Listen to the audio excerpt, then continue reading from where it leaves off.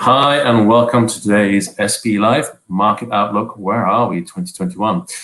Co-hosted with the Baker Institute Center for Energy Studies. Shortly, I'll be joined by our expert guest today, Dr. Carole Nakhle and Mark Finley, as we take a look at unfolding events in the oil and gas and energy markets, wider economies, and what these mean for 2021 and beyond. My name is Nils Corkson-Lowe. It's my pleasure to be your host today. If you're new to SPE Live, check us out on social media, hashtag SPE Live, or find us on SPE.org. Our collection of past broadcasts are available for you to watch at your convenience. Go to our website, SPE.org, or search on social media under hashtag SPE Live to check out all of our past content from 2020. All of it's for free, so you can watch it at your leisure whenever you want. And lots of really, really good topics to catch up on, some really good thought leadership, some technology debates, energy transition, market outlooks from last year. So a lot of really, really good stuff. So please check that out.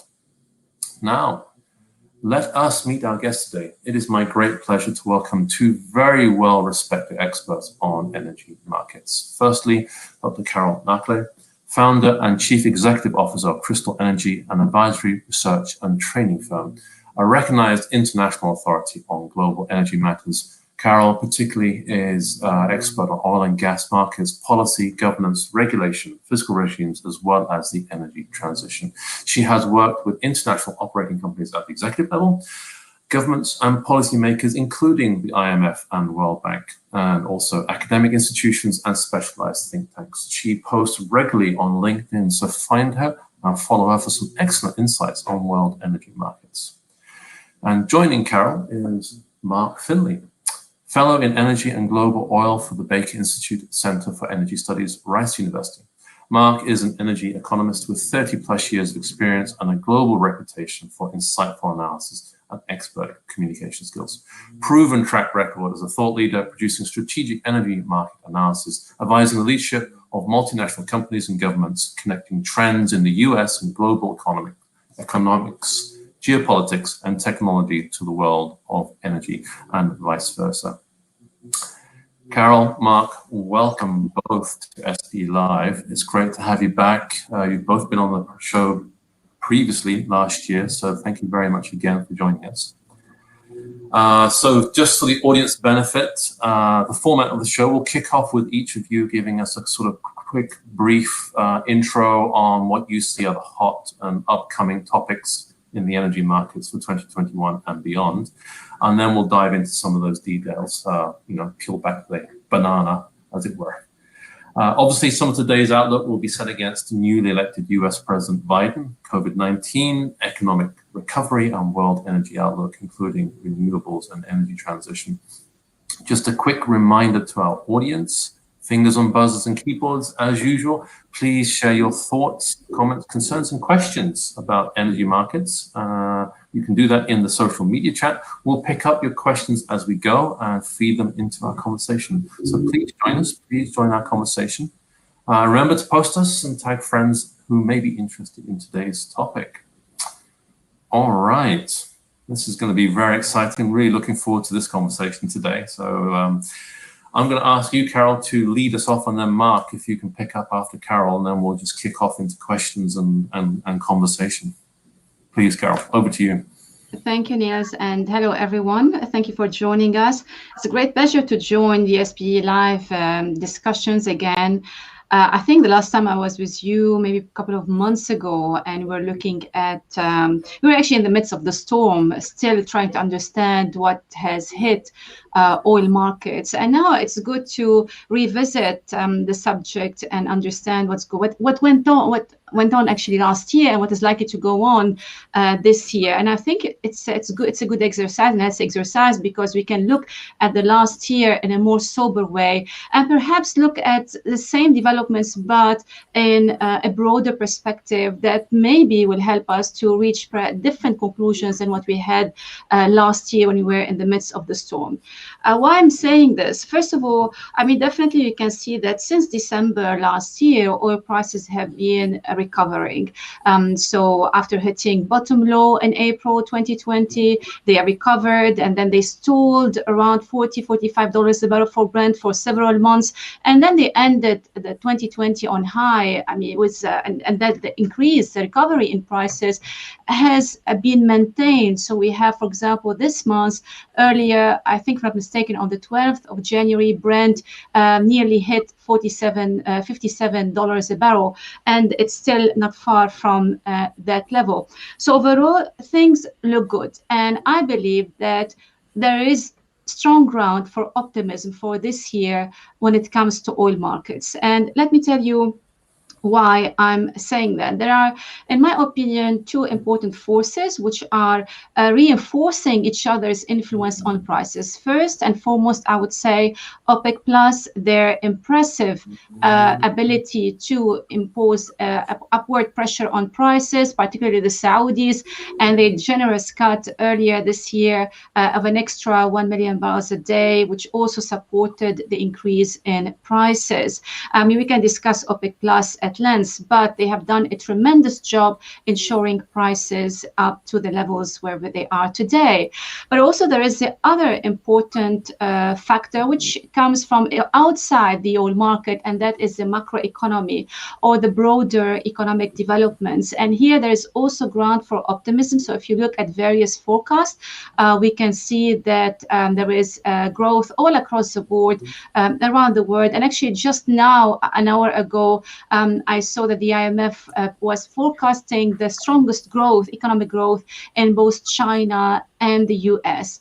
Not only economic growth can lend support to a recovering oil demand, but there is another dimension which is not that discussed in public debate or in the media, and that is the tremendous savings that have accumulated within households last year. Because on the one hand, in many countries, people received additional support from governments through the fiscal stimulus packages. And on the other hand, we hardly spend. I mean, I feel richer than ever because I hardly went on shopping or traveled.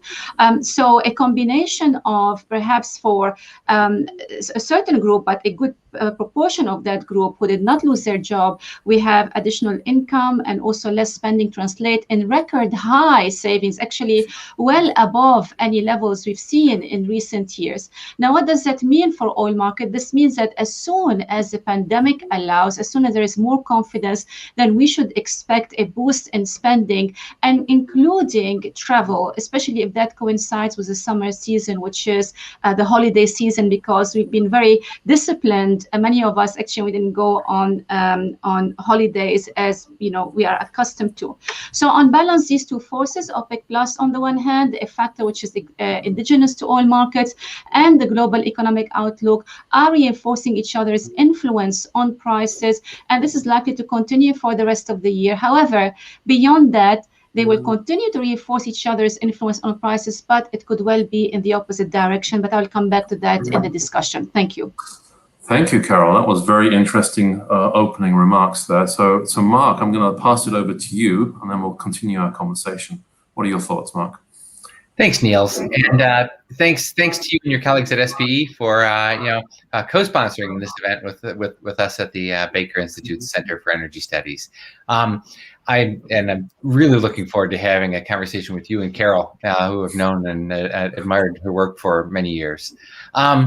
I have three things I want to watch for 2021, and then three things to flag for you all that may happen in 2021, but have longer term ramifications. For 2021, I think the three key factors are demand, as Carol mentioned, OPEC Plus, but I would add the United States production profile to that mix. So just very briefly, so demand, we've come out of a year when we had the biggest one-year decline of global oil demand ever experienced. Most people are now expecting the biggest increase ever experienced in 2021 as we kind of begin to move through this process, but not getting all the way back to 2019 levels in this year.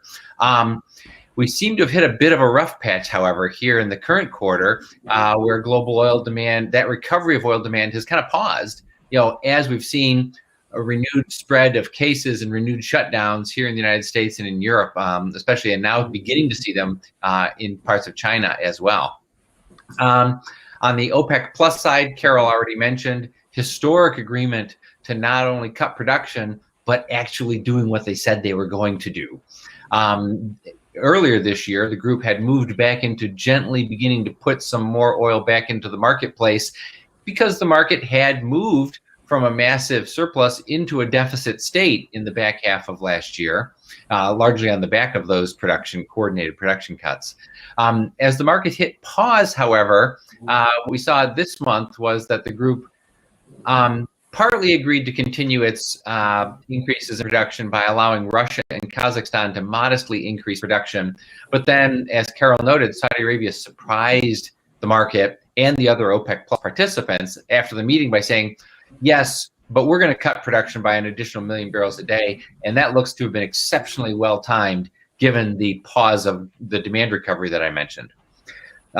The other factor, of course, is how resilient will U.S. producers prove to be. This is many of you know this industry very well and you live in it.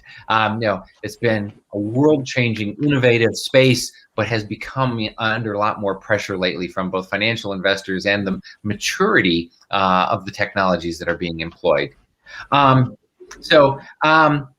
Another factor to think about as we move into this recovery in 2021 is, inventories are shrinking again, but they are still at very high levels.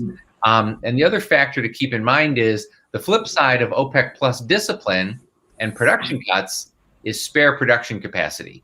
So far, individual members have been able to resist the temptation to cheat, but can they continue to do that now that the sense of panic and urgency has worn off and prices have recovered and their own pressing financial needs increasingly come to the fore?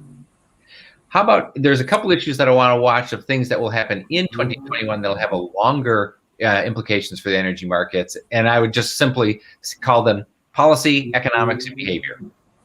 Policy, what will be the enduring legacy of green stimulus that we've seen adopted in many parts of the world? And as you mentioned, Niels, what different policies might the new Biden administration pursue here in the United States? On the economic front, Carol mentioned this idea of almost revenge travel, that economists are beginning to expect not only a snap back, but a very strong recovery beyond normal as people kind of do everything that they couldn't do before once we get clear of the pandemic.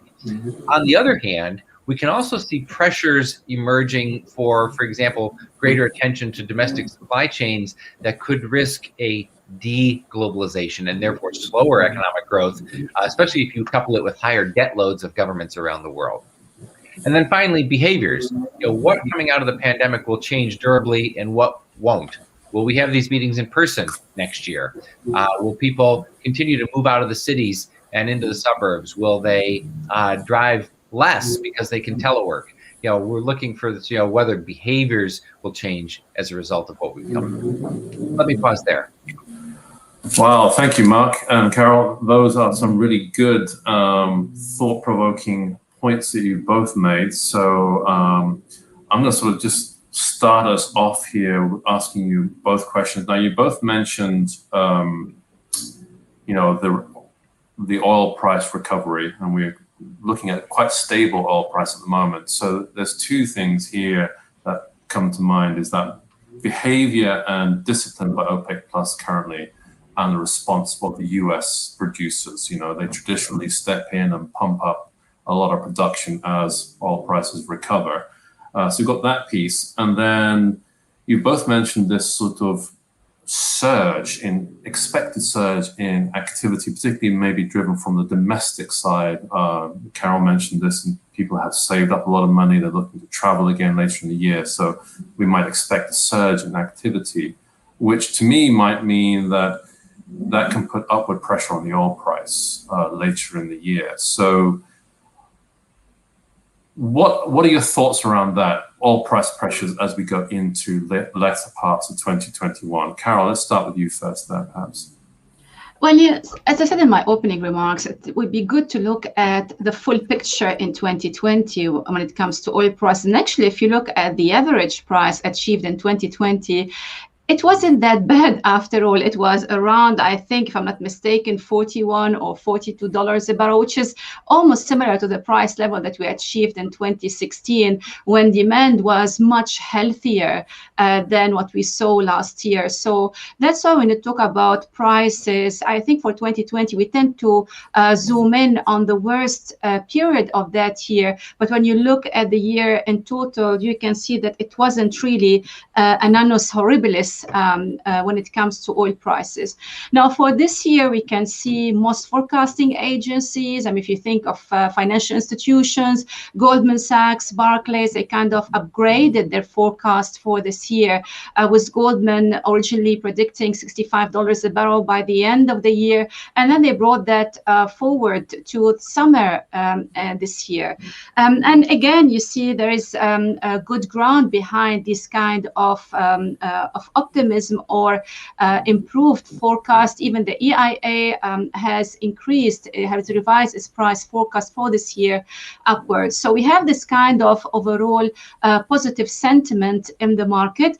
OPEC Plus seems to be determined to shore prices up. But here I will have to highlight the risk. I mean, I want to be more optimistic because last year we had enough of gloom and doom, and I wanted to really be optimistic. But I also want to highlight a couple of risks because a list of things that can go wrong can be quite long, including things that can go wrong with the vaccination, or the mutation of the virus outsmarts the existing vaccinations in an attempt to upgrade the vaccination. So the list of things that can go wrong is quite long, but it all depends, in my opinion, on, of course, OPEC Plus discipline.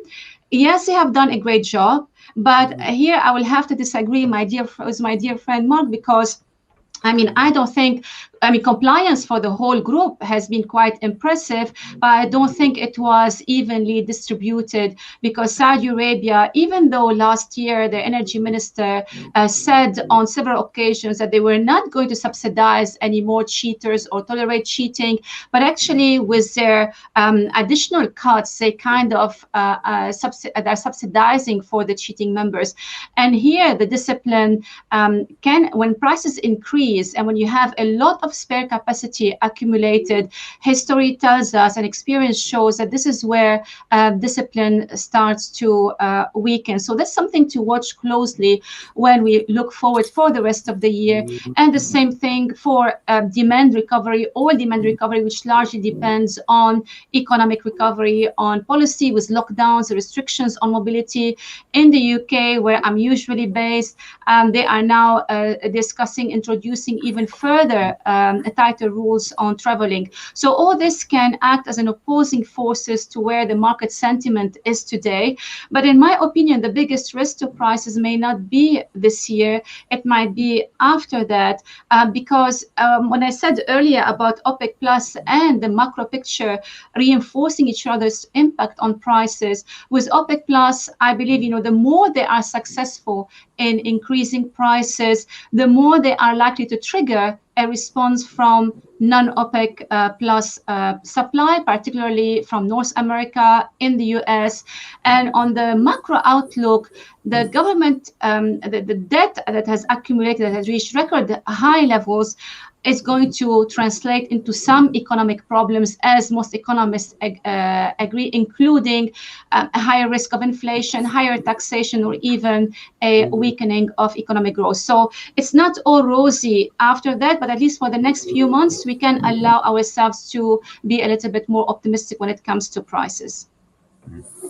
Yeah, Mark, what are your thoughts there around the prices? We've got a couple of questions coming in from the audience already about prices. We've got Akinolu Fuoshi on YouTube saying, thank you for the insights on supply chain, demand pressures on price. Any thoughts about the dollar strength? So Mark, maybe you want to pick that up there. Sure. Let me address the broader picture, and then I'll work my way down to that question. Last year, I was telling everybody that remember that it's hard. This is a demand shock, and the virus is in the driver's seat. This year, I would say OPEC Plus is in the driver's seat, the group as a whole and the behavior of the individuals within that group will, drive the path of the oil price going forward.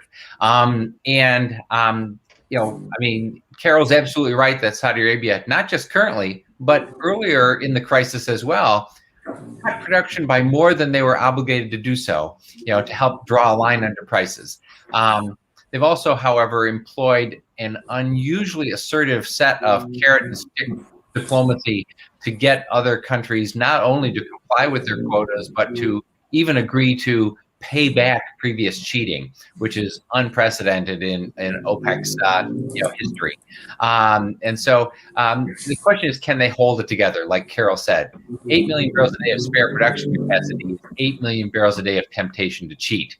And we are seeing the cracks already in the organization just this month. Russia and a number of other producers wanted to continue to raise production. And we saw the Saudis opposing that measure, and in fact afterwards, announcing a unilateral additional production cut. To me, it highlights kind of where the base drivers differ.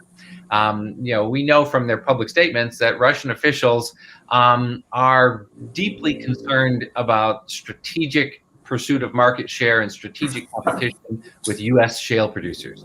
And they basically don't want to cede market share, and they don't want to let prices get to a point where they bring U.S. shale producers back in the game. My personal read of the Saudi calculus is it's more about the price. And the simple math of the oil market is always, for Saudi Arabia, if you want to maximize revenues today, you will cut production and go for a higher price. And that's exactly what we see happening. Now, the question is, do those divergent strategies, can the group continue to stitch them together in service of the group's overall pursuit, or at what point do these pressures, become more divisive? Going back to the question that had come in about the relationship oil and the dollar, that relationship is one that seems to turn on and off over time. And usually what people say is that the direction of the causation goes from, well, a dollar will weaken and that will drive oil prices higher. I think in some ways over the last decade, there's been a different situation. And the situation is that the U.S. shale revolution has dramatically impacted the American trade balance. In 2005, imported energy was half of America's trade deficit. Now, last year in 2020, for the first time since the 1940s, the United States became a net exporter of oil. So what happens to your currency if half of your trade deficit vanishes over a decade? The answer is it would appreciate. And so here what we have is a new driver in the market, which is a dramatic change in the terms of trade in the U.S. trade balance through the surging domestic production of oil and natural gas, exerting pressure on the dollar from a trade perspective. And that's before you even get to consider what that surging production has meant for prices. Thank you, Mark. That's some really interesting points. I think my dog may be snoring in the background, which is what Carol was mentioning there in the chat. I'll have to apologize for my dog. No, I know it. That sound was coming. Yeah, the dogs just want to add some additional comments here. So really some excellent points there. Coming back to, you said that OPEC Plus is in the driver's seat, Mark, I think. You both mentioned again this discipline and the need for discipline, the risk of discipline weakening as oil prices may be pushed higher later in the year and as demand recovers. Mark, you mentioned the dislocation of oil demand and the US dollar value, possibly relating again back to the US shale production. So, what we've seen in the past is that as oil prices have climbed, US producers have pumped out more and more, drilled more wells in the unconventionals, produced more oil and gas. And so the question here is, will we see that behavior again as we see stabilizing oil price? We're already seeing increasing drilling activity in US land operations. And I'm wondering, now that President Biden is in his place, he's already made some efforts and announcements about drilling permits on U.S. federal land. He's going to take the U.S. back into the Paris Climate Accord. He's talked about I think Mark, you mentioned earlier, the sort of the green stimulus plans. So let's start with you, Mark. Do you think U.S. oil production will change now with Biden in place? Or do you think we'll go back to the same old patterns that we saw before? You mentioned before about U.S. energy independence is a long-term strategy within the U.S. It's affecting U.S. foreign policy. It predates Trump and Biden and several other presidents. So that's fed the U.S. shale revolution. So do you think the behaviors will return, or do you think we'll see new behaviors? I think the changes that are likely to be made by the Biden administration are not the game changer that they were made out to be by President Biden's opponents during the campaign. But I also don't, I think that that's not the main driver of behavior in the U.S. oil patch. The main driver is the oil price. But even with that, I'm not sure that we would expect the behaviors to go back to where they had been before. So let me break those two out. For example, President Biden has campaigned on the promise to stop issuing new leases on federal lands. And that got a lot of attention.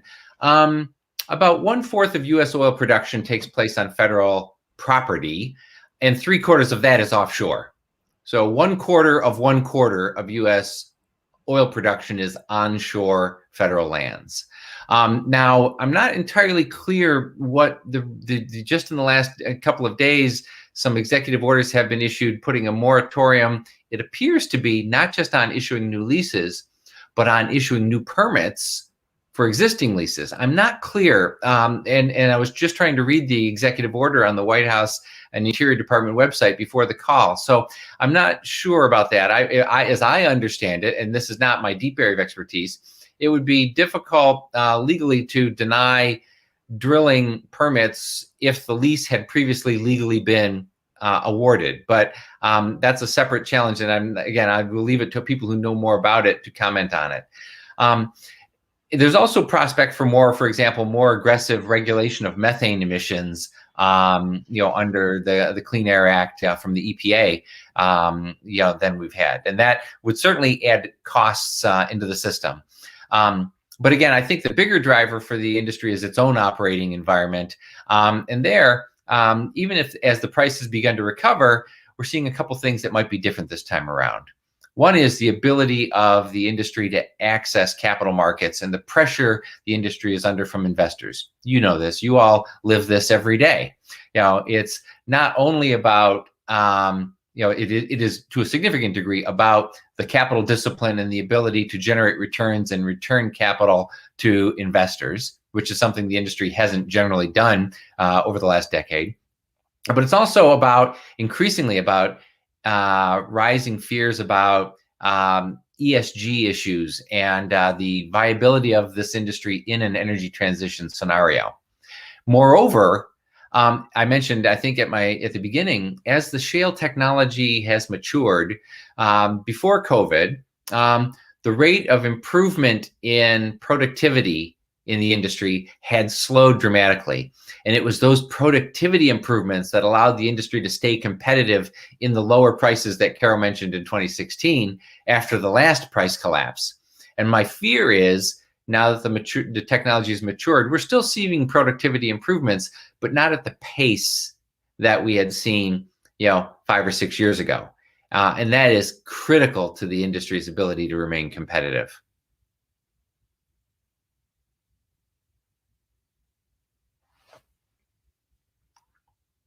Oh, Niels, I think you're muted, or I can't hear you. I am muted. There we go. No, I'm not muted. So thank you, Mark, for those great points there, particularly about the capital and investment discipline. The ESG and the energy transition piece we'll come back to shortly. Carol, thoughts and comments here about this balance between OPEC plus US producers. What do you see? Again, here I fully agree with Mark that the main factor that will determine the outlook of US oil production, particularly shale production, I would say, is the oil price. Policy, again, there is a difference between a presidential election campaign rhetoric and the nitty-gritty details of policies and their implementation. I have worked for many years in the sphere in terms of regulations and policies, and I promise you, sometimes a tiny one word in a very long document can make a huge difference to the outcome. So I will have to wait for more clarity with respect to the policy direction in order to make a full learned judgment about the impact on shale.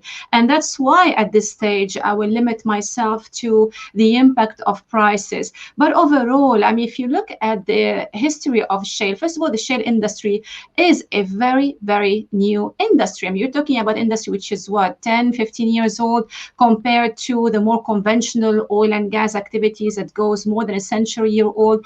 And of course, you would expect what we saw in the last few years to happen. But there is also the other dimension that shale has kept on surprising us on the upside. We all know that it responds very quickly to oil prices. We also know that many of us have been quite wrong about the longevity of the shale industry. So for me, when I look at the rebound in shale, it all depends on how much rebound we are expecting in prices above oil.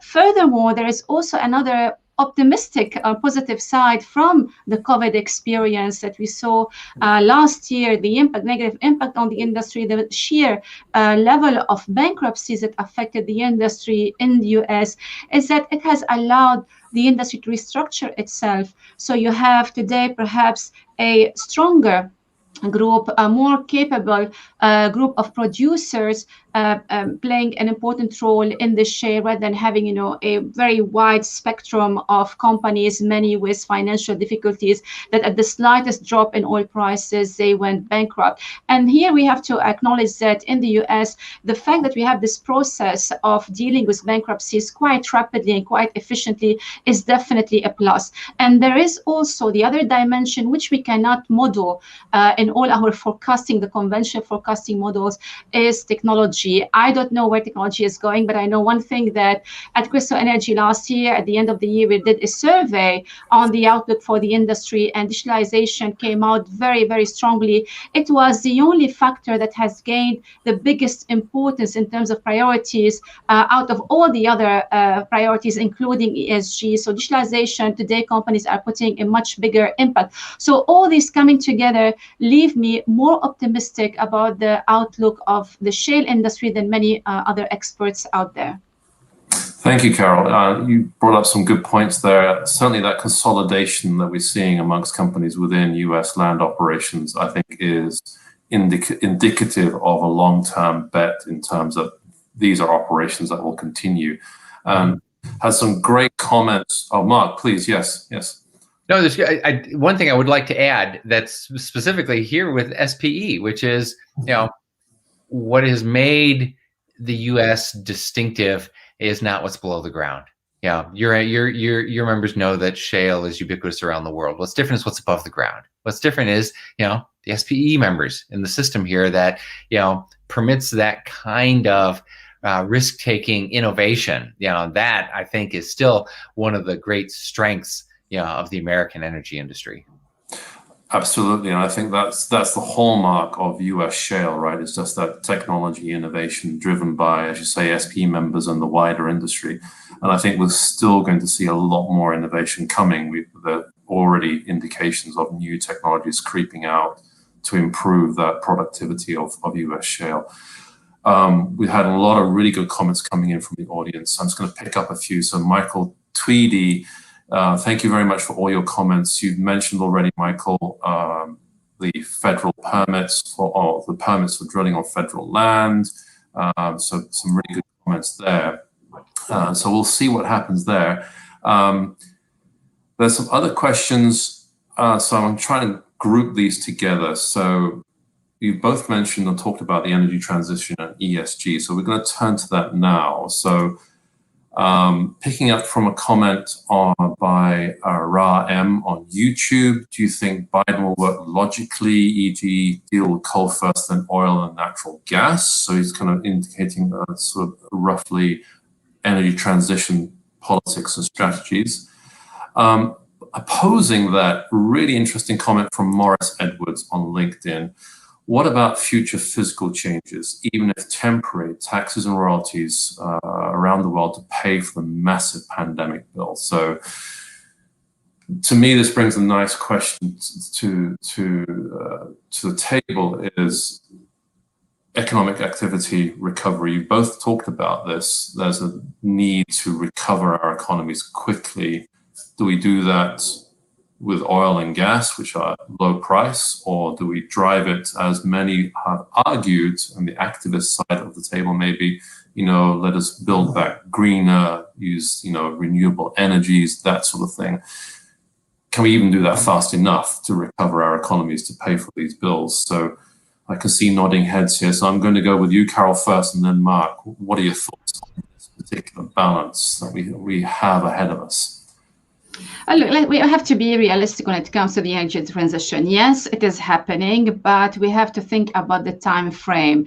It's not going to happen overnight. Even when people talk about an acceleration of the energy transition, I mean, to answer that question, just plot the global energy mix and then look at where our energy is being met. And you will see that greener source of energy, although they are gaining more traction, but they are starting from a very, very low base. So it will take a while for the world. And again, energy transition is not about one country. Climate change and carbon emissions, it's not about one area only. It's a global effort. So you have to think not just about what is happening in the US, what is happening in Europe, but what is happening in the entire globe to decide about the speed of the energy transition. So definitely energy transition is gaining a lot of attention, a lot of track. But let me actually go to the second aspect of the question, which brings in the fiscal aspect. There is definitely here a high risk that usually when governments are strapped for cash and they are looking for some additional source of revenue, they usually turn to the usual suspect, the oil industry, to squeeze more revenues out of the industry. This is definitely possible if the industry has this kind of returns that would allow for more for a bigger taxable capacity.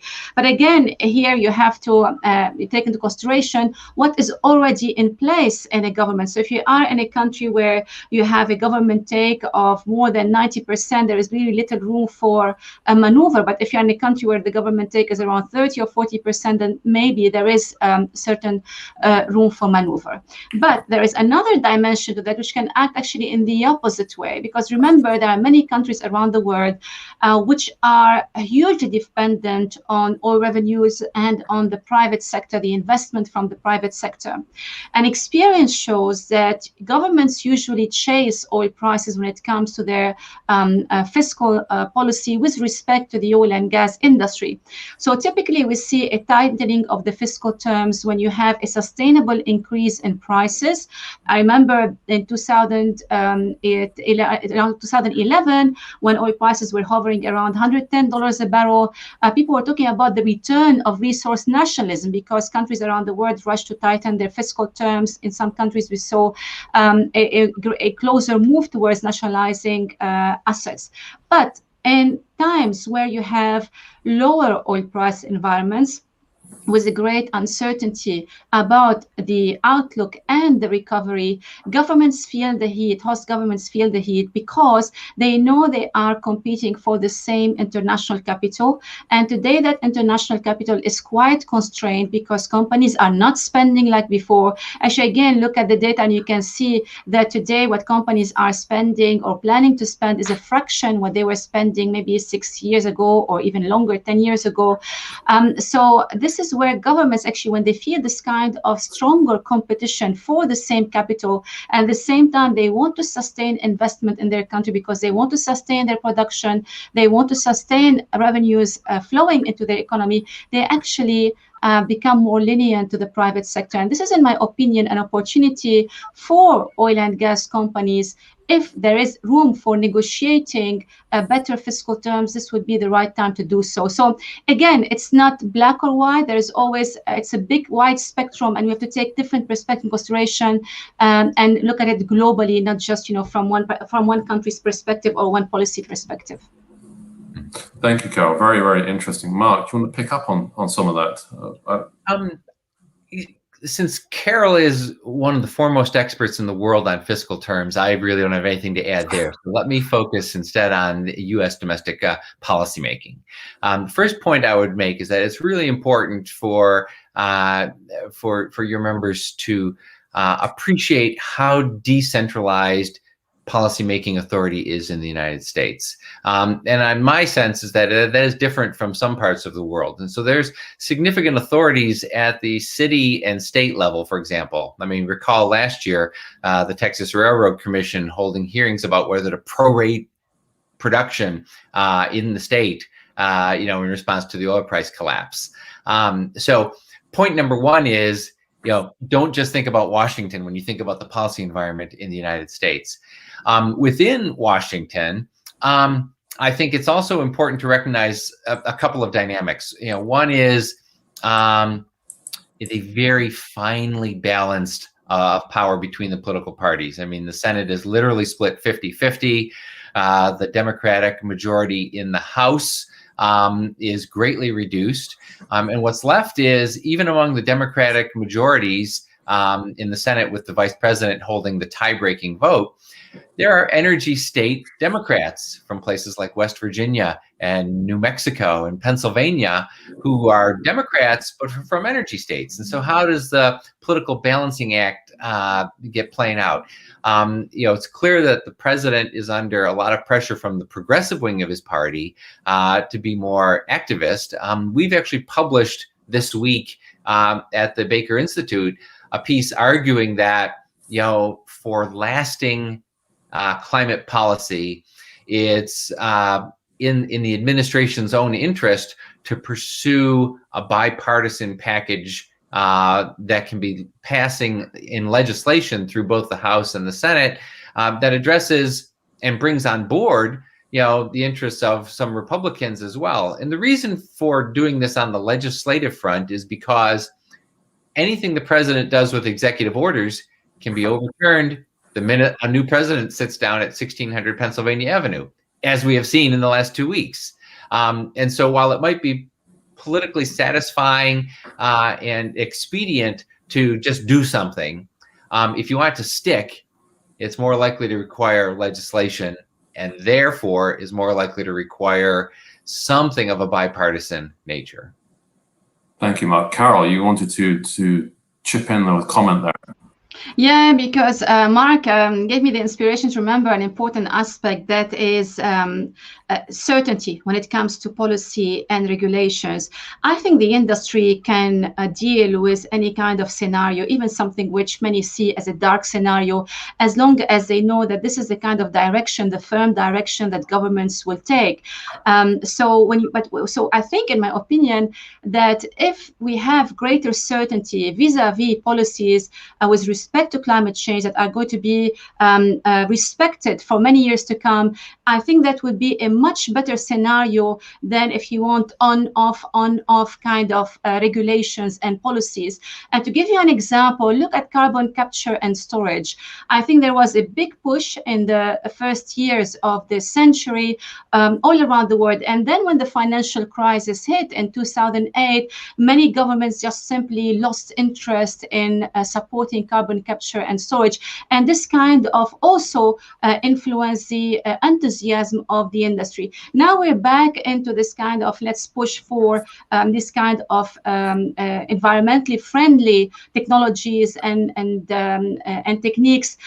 So if they are sustainable, I strongly believe that the industry can cope, but that the industry dislike, just like any other investor dislike, is this kind of ad hoc policy changes that vary from one administration administration to the other, or depends on the mood swing of a leader in one particular countries, or on the health of the finances of government. So that is, for example, that is an important aspect to consider: certainty in regulations and policies.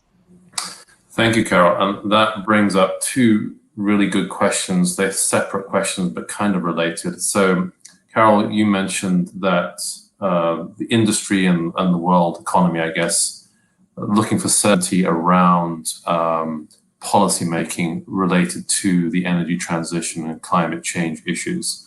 So certainly everybody's looking for that. It ties back to a comment you made earlier when you were talking about physical policies and behaviors. So it reminded me there of investor behaviors. I mean, seeing these activists or activism by investors trying to push IOCs in particular, the big operating companies, into sort of more renewable energy sources to invest their money in operations there. So I guess my question is, do we have certainty around energy transition policies and strategies? Because I mean, we're getting a lot of mixed signals, I think. If we look at Europe, for example, Nord Stream 2 continues, but struggling. It's, a major gas pipeline from Russia into Europe. Norway's awarding 61 offshore licenses. UK is announcing that all new drilling licenses have to be related to net zero strategies by those companies.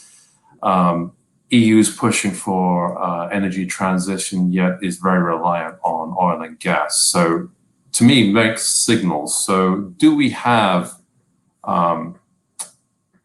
consistency, I guess, in those kind of policies? Mark, do you want to sort of go first?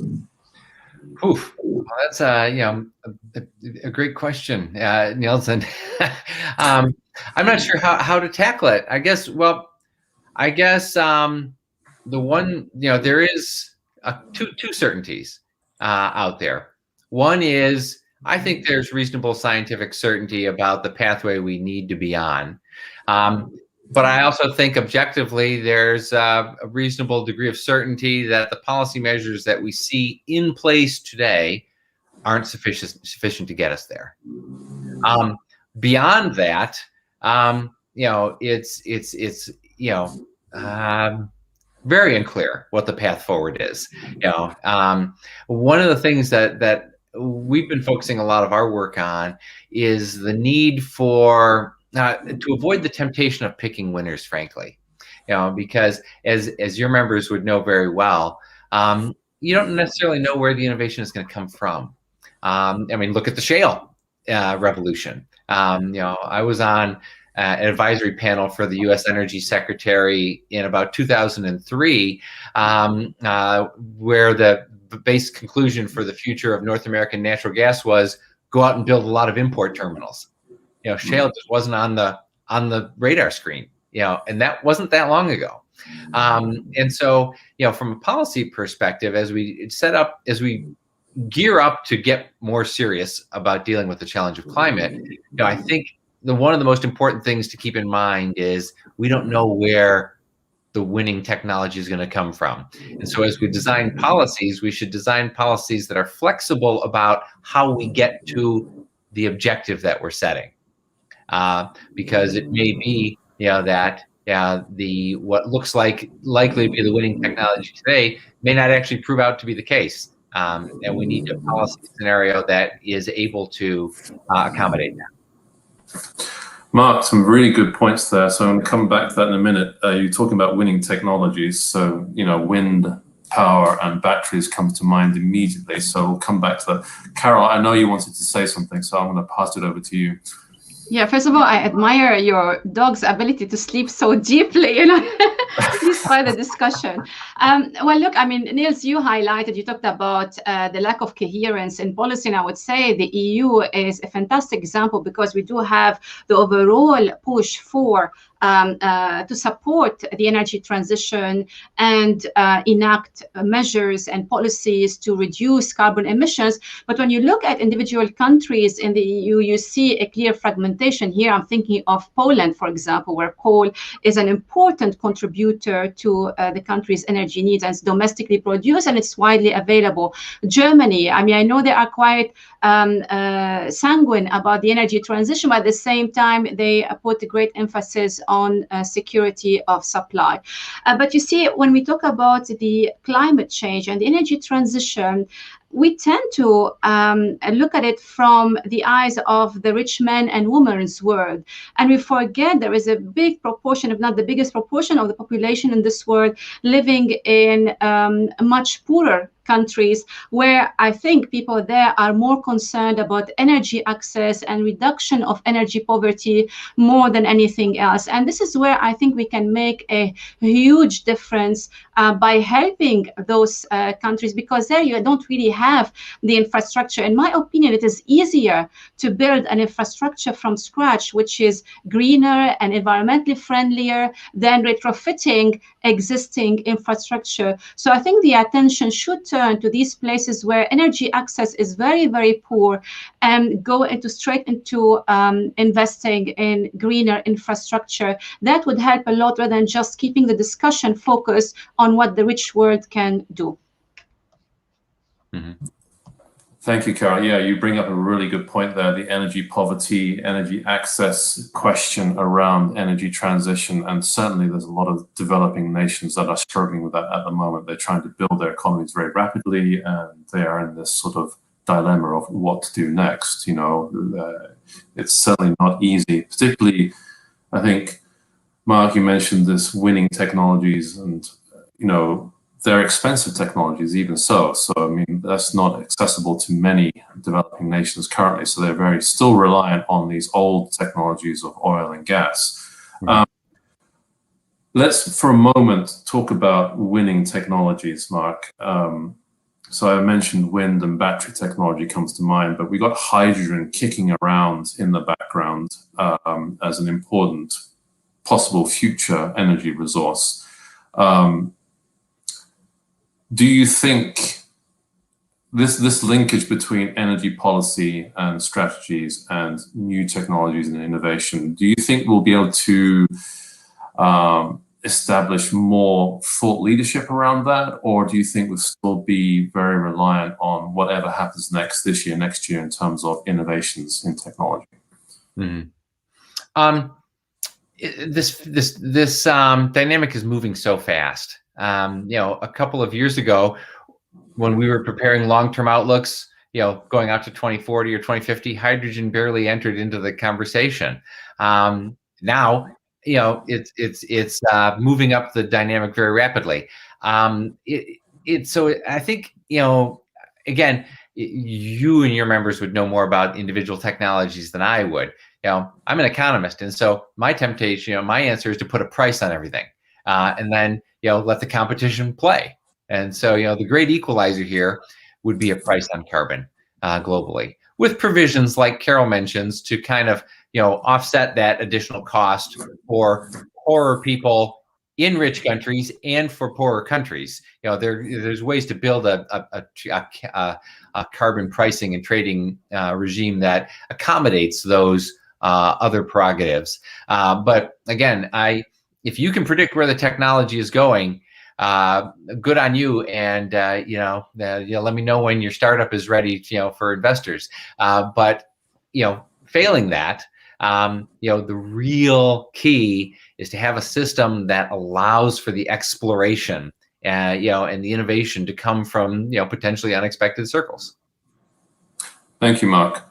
Carol, I'm going to pass it over to you with sort of additional questions. So you mentioned ESG earlier. I think Mark also mentioned this, but from the investor perspective, right, looking at the oil and gas companies and their ESG policies, do you think that's going to be a a significant factor going forward in terms of pushing oil companies in particular directions, or do you think there'll be overriding economic behaviors that are actually going to drive old oil and gas behaviors? Definitely, it is a factor that is being considered. Whether it will be a determinant factor of where the money will go, I doubt it on its own, at least. It has to complement something else. For example, if you have two companies and you're not quite sure which one to invest, and they both provide kind of similar rate of return, maybe you can look at ESG to help your decision. But again, we need to quantify, for example, do further analysis in terms of understanding the actual impact of ESG on investment decision. But so far, when looking at the stock market, for example, when you're looking at behavior of investment in response to changes in prices or oil price expectation, for instance, I can easily still see that we still have the conventional, typical investor, which is after a good rate of return, rather than being after a moral cause. Of course, it is important, and this is by no means indicate that is not an important factor, but it will not be on its own the determinant of where the money will go. It will complement rather than substitute conventional investment decision. Thank you, Carol. That's excellent. And just to remind the audience, so there is an SPE webinar coming up on the hour in about 4 minutes on CCUS, so you can catch that. We are going to wrap up the program very shortly. So, but just one last question. I mean, this is an amazing conversation with both Carol and Mark, so thank you. Amazing audience comments as well, so thank you very much. But last question here. So just to circle back to the oil markets. So China, Russia, India, Europe and the US. I mean, these are the big economies. So we see this balance, this sensitivity between China and the US at the moment, but China's being aggressive in terms of its economic growth and looking at investing in other oil and gas producing nations to secure its own energy supply. Russia also investing in Europe, trying to secure its supply. So to really closing remarks, what are your thoughts about this balance between China, Russia, and the US and Europe going forward? How much is that going to influence what we see this year and in the coming years? Carol, I'll start with you. I was going to say that Mark should start first, because I don't know if I can be that short. Well, look, I mean, the dynamics that we saw over the last few years are likely to continue, maybe with a different kind of tone. But for example, these players, all these players that you mentioned, are crucial to the health of the global economy and, of course, to the geopolitical makeup that we see across the world, especially from the region where I come from, such as the Middle East. But I don't think that we're going to see a sudden change in the relationship between the US and China. Maybe I would envisage some change in the relationship between the US and Russia, because of the previous administration being, I would say, I don't know if it's friendlier, but at least not as aggressive as we might expect to see under the current administration, the Biden administration. But that is unlikely to be, like 180 degrees difference from what we saw in the previous years. For me, of particular interest is what will happen in the Middle East, something we did not touch on, but this is why you have to bring us again to discuss, for example, for oil markets, the comeback of Iran, what President Biden might do vis-a-vis Iran, what could happen elsewhere, such as in Libya, where Russia is also playing an important role, the same in Syria and elsewhere. I think we're going to see a continuation, but of course, in the overall makeup, but divergent policy directions vis-a-vis, between the current administration in the US and the previous one. Thank you, Carol. That was very succinct. Mark, please. Two quick things. Strategically, strategic point number one, the world has moved from a perspective of shortage when it comes to hydrocarbons to a perspective of surplus. The concept of shortage, of that we're going to run out someday, has governed international relationships around oil for 100 years until now. That is a profound change. And the second one is, will a more aggressive pursuit of a climate agenda be a wedge issue or a source for common cause among the big energy users of the world? Will they wind up saying, we're all on the same team, let's figure out a cooperative way forward on dealing with this? Or will they say, this is our chance to gain a competitive advantage for our industry versus yours? And will it become a kind of potentially competitive cycle rather than a cooperative one? Mark, thank you for those two outgoing questions there and challenges to our audience and the wider industry, because they, I think, are very, very pertinent. And, just to round off, excellent conversation. We could go on, but we have run out of time. So, we've covered a lot. We will come back and cover these same issues again in a couple of months' time. We talked about the storm that we're basically facing at the moment, the oil price recovery balanced against the economic recovery. We talked about what are the flags coming up in 2021, policy, economics, behaviors that are going to drive this whole pattern of what we see in the oil and gas markets. But overall then also is what's going to happen with ESG and the behaviors around energy transition and where oil and gas plays that role. It's just so much information. I'm trying to sort of capture it, and I'm doing it very badly. So, but thank you again to the audience. Carol, thank you very much. Mark, thank you very much. Excellent having you with us. It's been a real pleasure talking to you today. Welcome back when we come back and talk about energy markets in a couple of months' time. Thank you very much to the SPE Foundation for sponsoring SPE Live, and also to Baker Institute for co-hosting today's SPE Live. So thank you very much, everybody, and see you all soon. Thank you. Thank you. Bye-bye. Yes.